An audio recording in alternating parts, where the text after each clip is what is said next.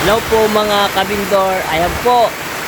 Ito ang problema sa aking pagtitinda, sa aking hanap buhay.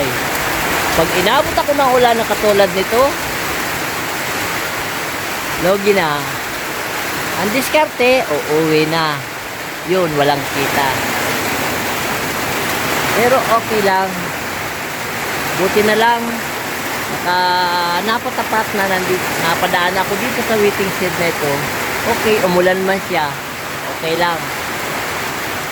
Maghihintay na lang ako kung sisikas pa ang araw ngayong maghapon. Ayan. Napakalakas ng ulan. Kasi ano ngayon, panahon ng amihan. Kaya malimit ang pag-ulan.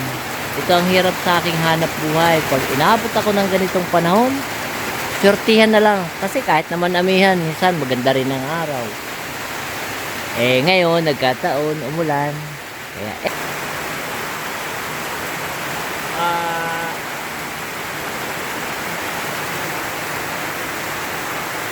yan naman po tinatanong. Gusto niyo po makita ang aking pagkain.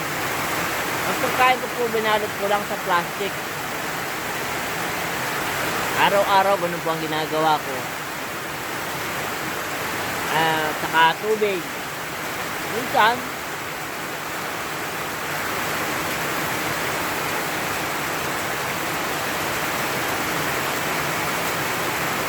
tao sa akin.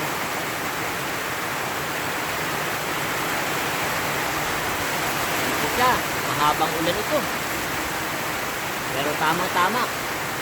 Nanuntan ako na, kumakain na ako. Kakayaman po, baka gusto nyo malaman ng pagkain ko. Kanin lang po. Kasi bawal po sa akin ang mamantika. Minsan may gulay. Ngayon, kanin lang ang binako.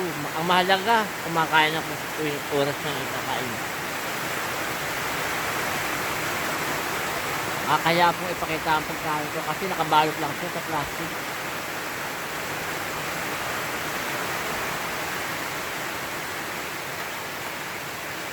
Ganyan po ang sitwasyon ng hanap buhay ko.